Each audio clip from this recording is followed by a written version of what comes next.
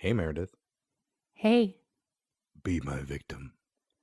Ah.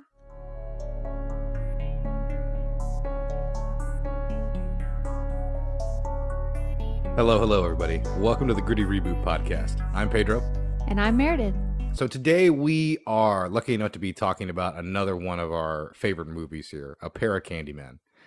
Yeah, you like it a little bit more than I do, especially the first movie. Yeah, I've always been enamored with the original film. Even when I saw it when I was a kid. You ever heard of CandyMan? And if you look in the mirror, you say his name 5 times. In cities everywhere, CandyMan? they whisper his name. Right. CandyMan. It's just a story. CandyMan? Obviously, I'm a little bit too young to really have like a real like video nasty kind of story.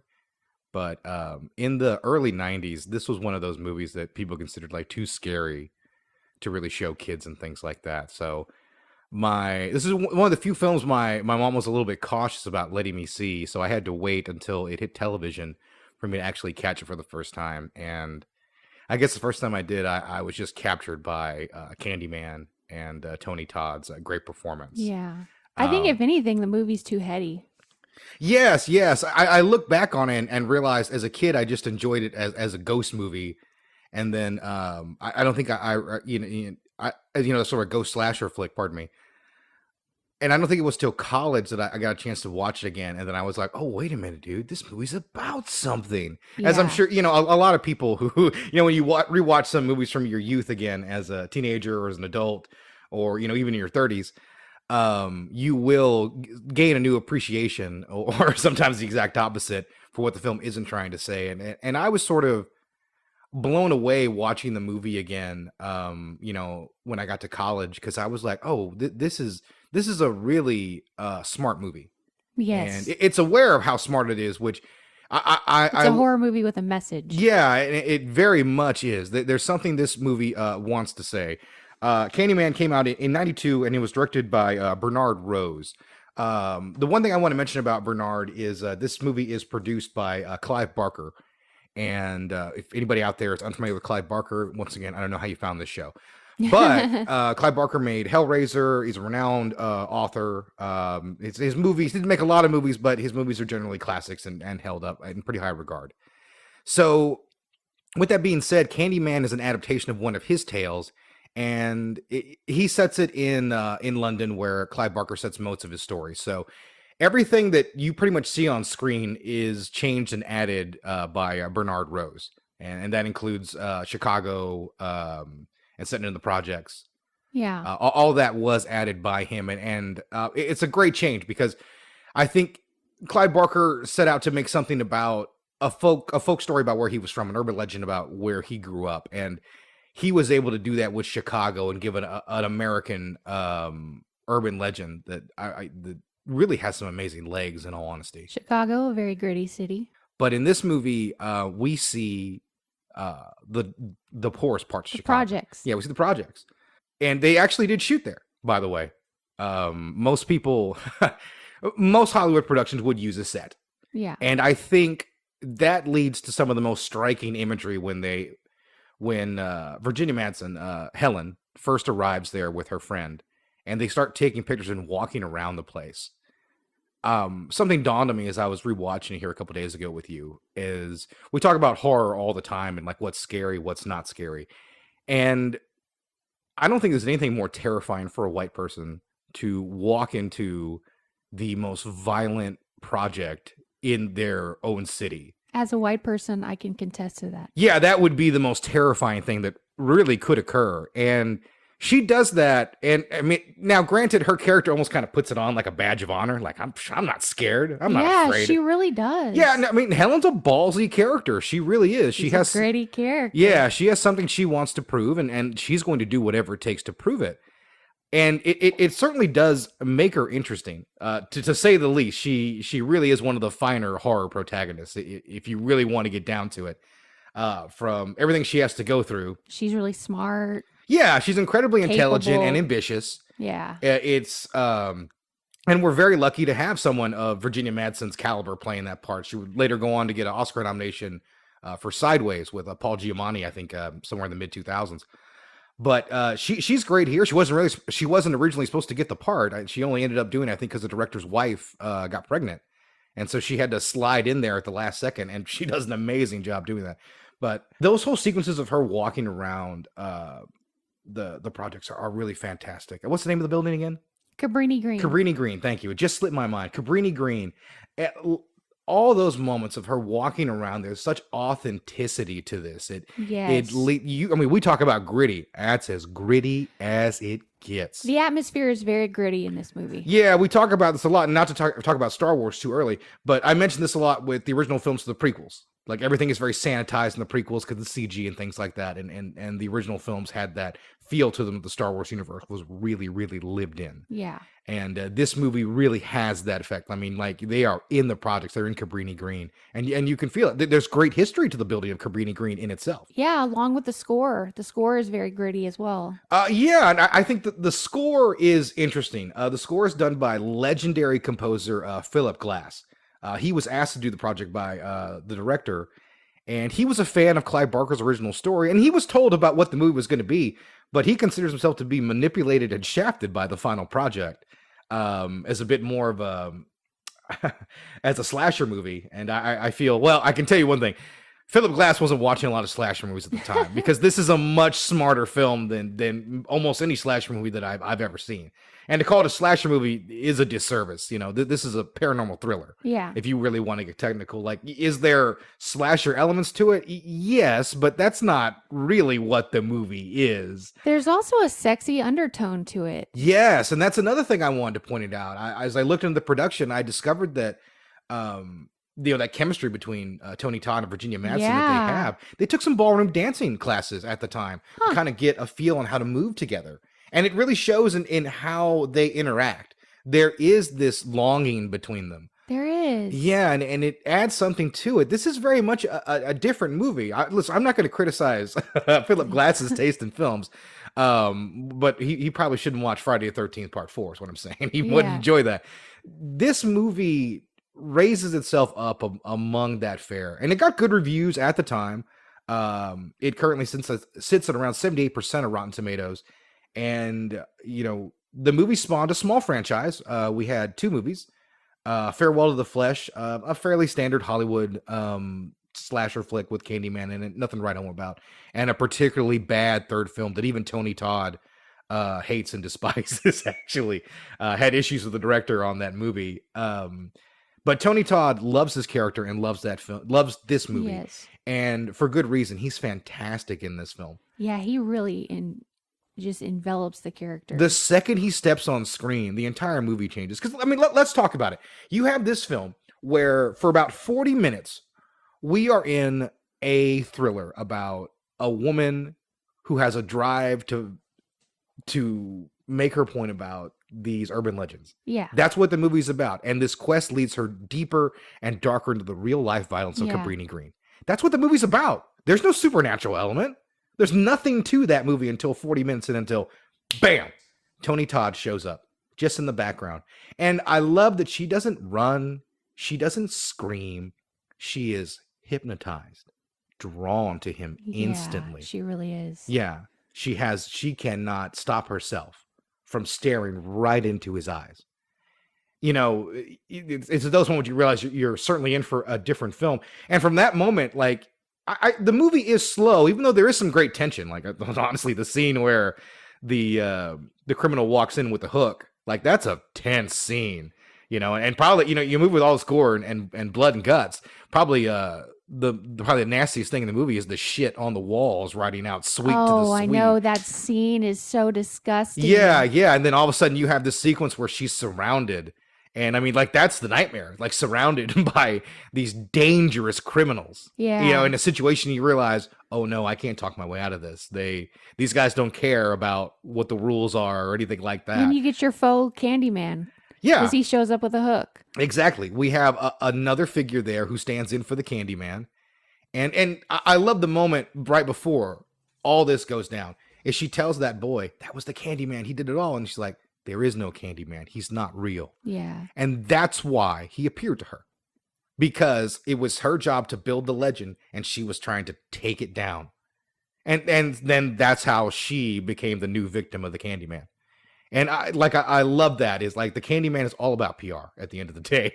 He's all about trying to push the narrative and the story about himself out there in the world to rise his power. Yes. And I love that element of this movie and the good sequels. Let's just cut out Farewell to the Flesh and Day of the Dead. Those don't really matter. You know, there's really only the two movies to talk about in that respect. And this movie does a nice job showing how much he values his legend.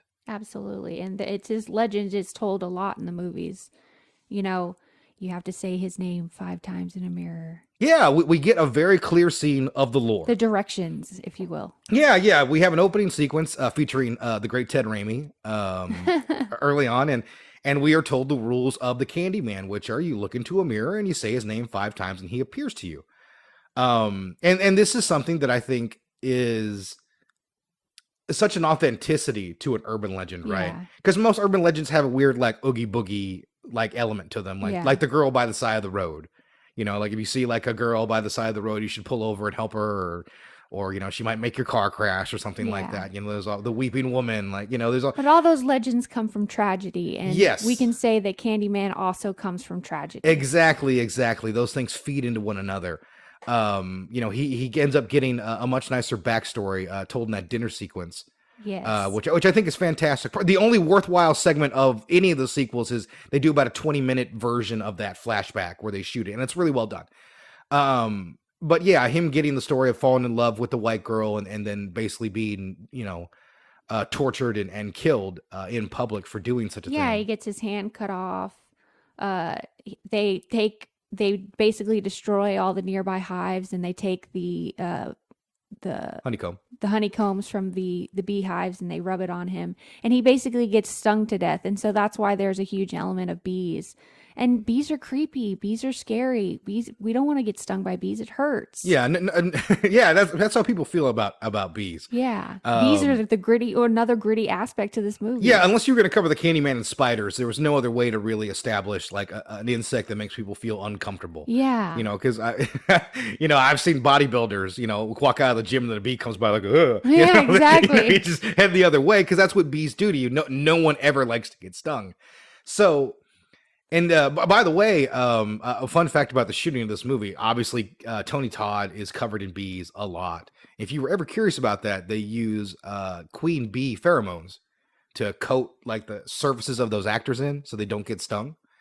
However, Tony Todd had a rider in his contract for $1,000 per bee sting, and he ended up walking away with $23,000. Oh, at wow. the end of the I production. had no idea.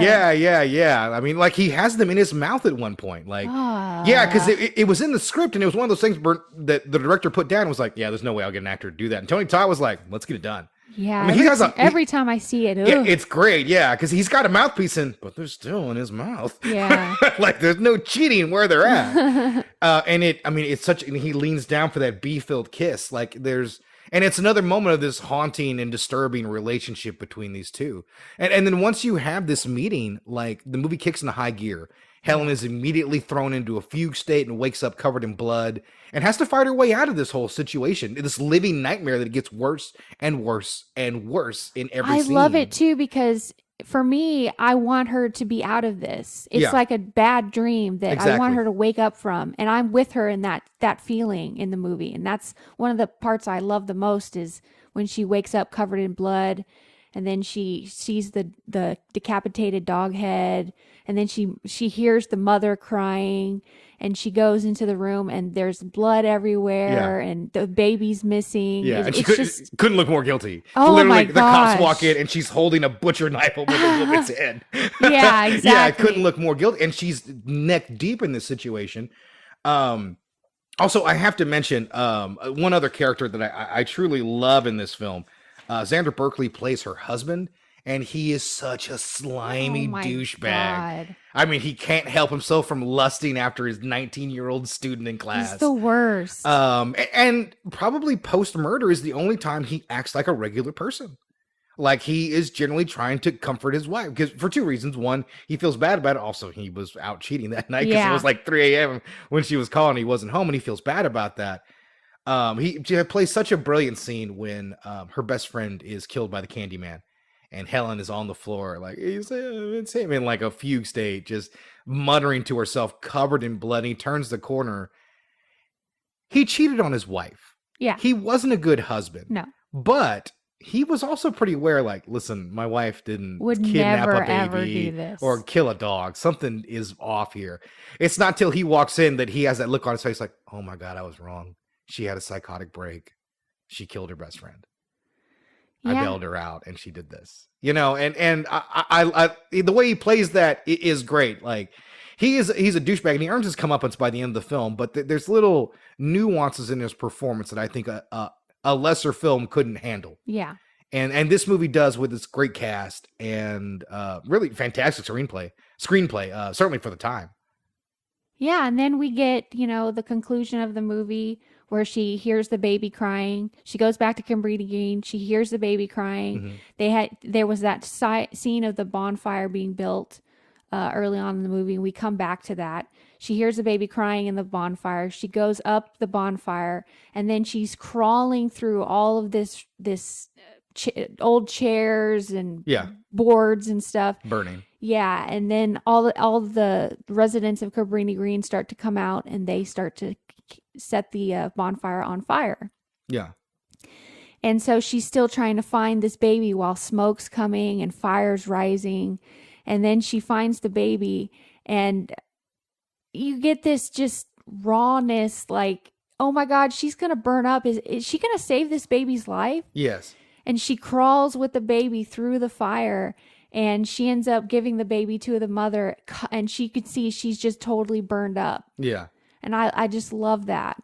Yeah, I like that too, is that this ends with it's a good ending. Yeah, a complete redemption for Helen. She defeats the Candyman. Yeah. She saves the child, and she's earned the respect of that community. And at the very end, the mural is replaced. The Candyman mural is with her looking angelic, as opposed to Candyman looking ominous, as it was before. She still takes the time to get her comeuppance on her husband in a fun sequence, as he comes back and is gutted by her in her new burned head form. Yeah, she becomes the Candyman. She becomes that urban legend. Because he says her name 5 times in the mirror. Mm-hmm. Yeah, and she becomes the urban legend after that. The story is about her now. And it's a nice way to talk about how urban legends continue to move and they grow, and they almost sort of gain sentience, I suppose, as if we're the movies to be believed.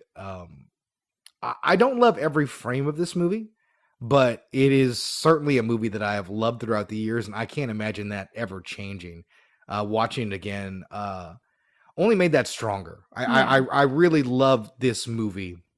To know it's about something, and I think for him to set it in the projects was a fantastic decision, and that decision is really what led to an incredible reboot, soft reboot and sequel later in 2021. Yes. Because if you want to talk about it, the world of slashers, he really would be the only minority. So there is something there for a community to attach on to. Yeah, I guess you're right. I didn't realize. Yeah, that. I mean, all the other slashers are white. I'm trying to think right now if there's somebody I'm forgetting. But obviously Michael Myers is white. We see his family. Freddy, Jason. We see his mom. I guess we never meet his dad, but I mean, it's safe to assume that all those are white. So then we come into, I guess I should mention that as well. Bernard Rose is a white man. Clive Barker, who wrote the original tale, is a white man, even though he didn't set the Candyman as black. So it is nice to know that we got a film by black filmmakers with a largely black cast in 2021. Yeah. And this movie talking about black culture. Yes. And I think the original Candyman was a movie about something, and this 2021 version certainly is as well. Candyman. The urban legend is, if you say his name 5 times while looking in the mirror, he appears in the reflection and kills you. Who would do that? CandyMan. CandyMan. CandyMan. CandyMan. CandyMan. Well, we're still alive. Jordan Peele is one of the producers and one of the writers on this movie, and it is it's a real achievement, in all honesty. Yeah, it's a real achievement. I know you love this movie more than you like for the original film. So what do you have to say about it? well, the original film was slow. You start off and you get a lot of the legend of Candyman in the first movie, and then only 45 minutes in do you see the Candyman. In this movie, you see him right off. You get the sense of the whole atmosphere he's trying to portray. Mm-hmm. He's a big figure through the entire movie. I also like, the main character of the movie, the guy that gets stung by the bee and becomes a monster basically by the end of the movie. Yeah, he becomes the bad guy. Yeah, Candyman has a weird little element of body horror in it. His body, his arm slowly begins to deform and more from the bee sting. Travels up his arm and into his face. Yeah, toward the end of the movie, it's like over half of half of his body is infected by the bee sting, infected by the Candyman, I suppose. Yes, this movie is one of the core underlying elements is about police brutality of black men. Which was a hot issue when the movie was made, and people will say, well, it's a hot issue then. Well, I mean, it's been a hot issue for black people for because a guy since the induction of police. A guy named Sherman is the Candyman in this movie. Yes, he starts off being a very innocent figure in this whole thing. Yes. What we're introduced to in this film is that Candyman isn't it. He's the whole hive, is the line given by him. And Candyman is multiple figures who all have this same background, that they were black men who were killed in painful, torturous ways by the police or by white men. Yeah. And that is an element that I think is a really strong one to tackle. And the movie does a really nice job with this. They link who is we in the film we see three different Candymen. Yeah. And one of them is a gentleman from the 70s who had hook for a hand, who gave out candy to kids, pardon me. And he was eventually beaten by police to death when there was a white girl who bit into a candy that has a razor blade. Yeah. And they ended up blaming him, and it turns out he wasn't at fault at all. But he was still dead.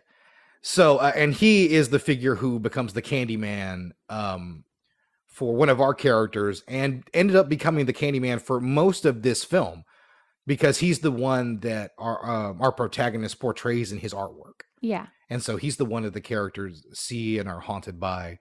And it's a different take on the character, even though the look is the same. In his flashback, it's a prosthetic hook is what he has. He simply lost his hand. Now, when he comes back as the Candyman, he has the more traditional rusty hook. Yeah. And his face is severely deformed from the beating that he took that cost him his life. But he does still have a coat. Yeah. Which is almost sort of canon for the Candyman. The 70s style coat. Yeah, he has a 70s style. Yeah, 70s styles, unlike what you would see out of from the original film, Tony Todd's version of the character. And I do like his look. I really do, especially during the bathroom sequence. Yeah. Which would probably be the most salacious sequence in the film, I would say. There is a sequence where we have Candyman's MO, we have non-believers who invoke his name. Yep. And the non-believer, and we even get a believer. She says it twice, and she takes off. She does not say it the rest of the time. She saved her life. We have a black girl that comes in. She wants nothing to do with it, puts on her headphones and her music, and so the other girls say it into the mirror 5 times, and they meet their brutal end to the Candyman. Yeah. Right then and there, too. He wastes no time in wasting them. Yeah. Because, that's the one thing we know about the Candyman. He has a flair for the dramatic. Because he wants to build the legend. He wants to build the story. And that's a great way to do it. Teenagers killed, in the bathroom, mysterious circumstances. Well, no mysterious circumstances. That black girl's going to go to jail the rest of her life. Yeah. Because there's no other option. Person in there, and she gets out alive. Yeah, exactly. And we sort of talk about, we saw this a little bit earlier in the film when they talk about everything that happened with Helen. Early in the movie, as a matter of fact, I think the movie's second scene, they recap a character telling us about the events of the first movie. And it has logical explanations that Helen killed all of these people. When you and I both know those things in the first movie wouldn't add up that way at all. Yeah. You and I play a fun game a lot where we sort of will watch a movie and its murder and think about how podcast hosts, true crime hosts, would have covered the incidents in that film. Right. And like this is a movie, I think, like if you take the first movie's events at face value, I think that would have been something for podcast hosts to tear apart for years, because everything about the murders are so salacious and strange, right? Right, absolutely. Yeah, and then, you know, at the very end, you know, she's this woman who's never done a violent thing in her life continues to escape, you know, and evade police and kill people when she's bound. So it would certainly raise a lot of suspicion. But despite the suspicion raised, police need logical answers. And that's why, you know, in that situation, that black girl's in a lot of trouble. And why they need this character, the protagonist here, the Candyman, why the cops need him to be that, someone to blame these murders on and to pin them on. They always need somebody to blame. Exactly. They always do. So I think one of the things that I do love about this movie is the furthering of his lore, the reflection element. The very first kill that he does, we only see the Candyman in the reflection. We don't see him in the real world. We only see him via reflections of the mirror. And it's a nice change. It's something that I think makes a lot of sense, since the mirror is so involved in his in his origin and in his lore. And it leads for some really great shots and fantastic cinematography in this movie. I love that whole opening kill where he kills them, you know, and you see him like in the doorway. Like the guy thinks he's free and clear, and he gets to the glass door and sees that reflection. Pow! Candyman grabs him because that's all he needed, just to appear in that reflection. That's really neat stuff. We want a remake to give us the things that we expect from a movie, but also to mix it up just enough, right? Yeah. Yeah, to give us that extra little element of why we're here, why we're watching this again. And I think that really, really did help. You get the art exhibit kills. Yes. And all the kills in the movie are grisly. And also the way it's done is particularly unnerving, because her throat is slit. And his reaction is this real? What's going on? What is this? This is a gag? Because if something like that happened in real life, you wouldn't immediately go into fight or flight. Right? You would just absolutely. You'd be like, what? A real reaction. Well, what happened? No, this is a joke. Yeah. This is a joke. She's not dead. And it takes him a solid 5 to 10 seconds before he realizes that his life is in danger and he's got to get the hell out of there. And it's we were lucky to have good screenplays for both of these movies. Yeah, we really were. Another element of it, you know, we have is the art. The art in the movie is very gritty. Yes. We have an artist here, and one of his, he basically sort of makes art that is around the Black experience, especially around police brutality and things like that. I think his signature piece is like a black man's fist going towards a noose around his neck, right? Yeah. And it pulls at it. He pulls at it. Yeah, and that's like the image that, as an artist, he can't top that one. But you start the movie off with that type of art. It's very clear. It's very understandable. And then as the movie progresses and as he progresses, the art becomes a lot more grittier. There's a lot more rough strokes to the artwork. Yeah. And I like that. I like that progression, because as he's progressing, that bee sting progresses up his arm, his art also progresses. Yeah, the madness comes out in that artwork. Yeah. And I love that. Like when his art critic is killed and he storms off from a dinner, and his girlfriend comes home, and it's like, I've got to see what's in his studio. And she discovers all those paintings, and as she walks down the line, they become more and more disfigured. Because she's been there with his art the entire time. She sees that. She sees that progression. Yeah, and she's utterly horrified. It's a great place for two characters to be, because she has just become aware of his descent, and he has just become aware of what's really going on. Yeah. And they are two different spots. And she goes like, from his logical perspective, it's perfectly fine for him to come in there and go like, oh my God, it's the Candyman. It's real. I screwed up. I summoned him. I screwed up. And she's immediately like, oh my God, he's lost his mind. Yeah. And she goes to the mirror and she said, look, he's not real. Look, Candyman, can't. And like midway through the second one, he does what I think any of us would do in that situation if we were aware of what the Candyman really is. He grabs a piece of a paint can and he throws it right in the mirror and shatters it. Yeah. That's what he, yeah. But to that's what I would her, do. that looks fucking insane. Yeah. I mean, she immediately takes off. He tried to kill me. Like, no, he tried to save you. Yeah. You just would read it as him trying to kill you because he threw a paint can near your head. And it is such a, his descent is really well done. We were lucky to have, let's see here. We were lucky to have Yahweh Abdul Mateen. Abdul Mateen, pardon me. I worked on the pronunciation of that and I still screwed it up. That happens. I knew I was because I looked at it the other day and I loved his work in Ambulance. He's a fantastic actor. He does a great job here. He was initially misreported as playing the Candyman, which, I mean, spoiler, does end up occurring. But that is not who he is in the movie to start with. So he does a great job with this descent into madness and when everything comes down on him. I do have some critiques of the film, though. Okay. So we are given a character who is Exposition Man. And there's nothing wrong with having a character who's Exposition Man. But my issue with him is he comes in, he introduces us to the old Candyman, to the Candyman legends, as well as our protagonist. And in the end of the film, he is basically spurring the plot along, right? Yeah. He literally turns our character into the Candyman. Like he cuts his arm off, cuts his hand off, throws the hook on him, and puts a signature coat on him. He literally throws us into the finale. Yeah. Even though the movie, for a movie that's well crafted, that's an incredibly clunky way for us to get to a finale. A finale that is well done. It's distracting. Yeah, it almost draws it like a sore thumb. It just sticks out. I can't right remember there. the name of that character. Yeah, I know. I should have wrote down character names, but I did not. But he, I mean, it sticks out like a sore thumb. I mean, once again, none of this is on the actors. No. This is just a strange story decision. I think the other one is that Yaha's character is the baby that was kidnapped in the first film. Yes. That is not 100% necessary. No. I understand what they're trying to do and tie everything back into the first movie. And normally I like when these elements of lore are there, but this movie was already so strong it didn't need any of those elements to tie it into that film at all. Yeah, we didn't need that twist. Literally the only thing it needed to tie into the first movie would have been what they did at the end of the film, which is after the lead cop is killed and the Candyman turns, it's Tony Todd's face.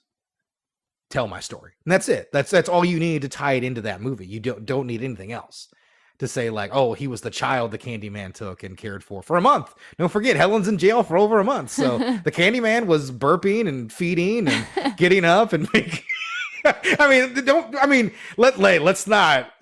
pay attention to what the plot of this movie has. He was a good babysitter. Yeah, I think even Roger Ebert actually pointed this out in his review. If you think about the absurdity of that, the Candyman walking around with the baby and who's a good baby. But you do get that one scene of him feeding him honey. Yes. You do get that. You do get that. So the Candyman wasn't going to let anything happen to the child. He needed that for his legend.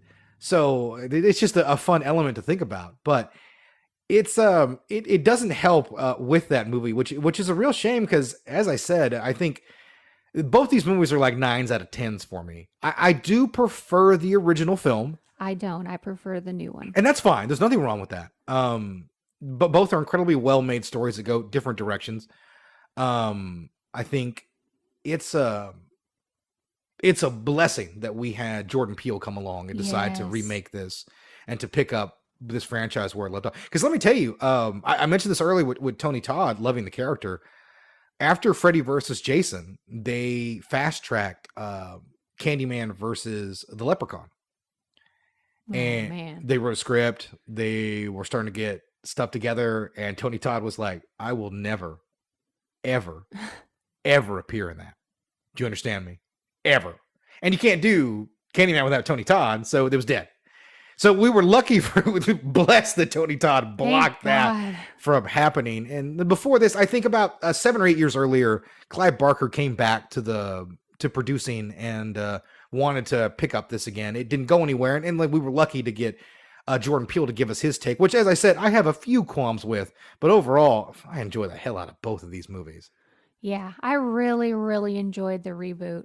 Yeah. Even though it's a soft reboot, it's still it's a sequel. Yeah, it's more of a sequel than we're calling it a soft reboot. reboot, so it fits in with the theme of the show. But yeah, it's a. I mean, let's not mix words. It's a sequel because I mean, we're literally getting characters from the first movie. When his mom shows up, by the way, she looked fantastic. I know. Yeah, I was like, did they recast? I was like, oh my god, that's her. She didn't age a day in over 20 years. Virginia Madsen looks like she's been to World War II. Like, I mean, she looks great. It's both movies are just so strong. Yeah, and they are. I think the social statement from both films are for what you get away with in the 90s for the original film, right? Right. Yeah, I mean that's what you were allowed to sort of to do. And I think making a movie about police violence and police brutality, because I think one of the more ridiculous things I hear from people is, I'm gonna talk political for a second, is that, oh, it's a new issue. Like, no, it's not a new issue at all. Like, this is a plague of violence against black men for as long as there has been America. And I mean, basically, I mean, that's what the CandyMan legend proves, going back to 1890. Yeah, and with Jordan Peele being a part of the project, he is with Get Out and everything. He does have a very what white people would consider hateful. So yeah, he's got a different tone to his movies. As a white person, I happen to like his movies. I think that it makes white people uncomfortable to talk about some of the things that we've done to the to black culture throughout the years, and it just makes us uncomfortable. But I like that uncomfortableness. Yeah. Even the first film, like I said, I talk about this. The scariest place for a white person to be is Cabrini Green in 1992. Absolutely. Any place where you would like a gang. This is the era of the super predator. You remember that? Yeah.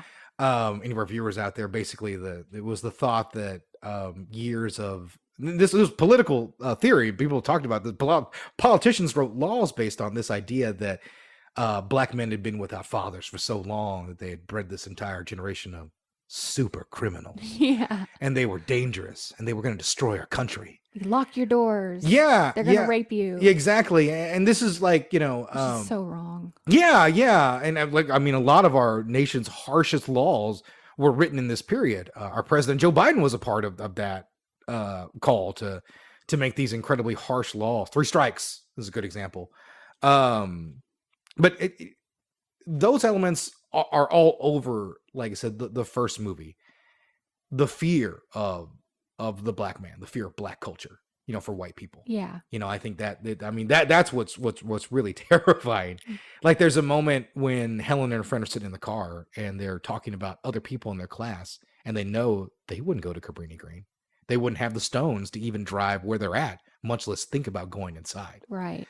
And I think that's an interesting element, because, like I said, that's real fear, to be honest, and that's something that movie taps into. And this movie is the 21 verse is also real fear, but very different. You're talking about a black man's fear of the police. Yeah, that's what they have to deal with. Early on, there's a line: "I saw the true face of fear," when the first Candyman realizes that the cops are coming. And they've been looking for him, and there's a kid screaming, and he's not going to make it out of there. But that's the realistic part of these two films. All good horror comes from realistic places. Yeah. And these two movies come from it with the same character in different perspectives, and they both do a fantastic job. I could not be more pleased. Critics were kind to both films. As I mentioned this, I dare to compare. Candyman, the original, had 78% Rotten Tomatoes, and the remake has 84%. And they're both fairly similar in length. Only 10 minutes separate these movies. Can you guess which one's longer? The original. Yes, the original, 101 to 91. Oh, okay. Yeah, none of these movies are very, very long, despite how dense both of them are, actually. Yeah, very dense. There's quite a bit very that heady. I was thinking about slasher films where almost nothing happens in like 100 minutes, and so much goes down in these two movies in the runtime of one Stranger Things finale. Well, before we close, I wanted to talk about some user reviews, people just like us, normal, average, everyday, non-professional critics. Sure. Here's one review. What I did was I picked 1-star reviews because I think those are more interesting sometimes. You get somebody just thinking about the movie or did get the movie, and you're like, oh my gosh, really? But anyways, here's a 1-star review for the 92 Candyman. I really wanted to see this movie, but it sucked. I mean, Candyman has always been a one-man band. Now y'all done made him a bum with coworkers. Candyman is supposed to be an intimidating figure.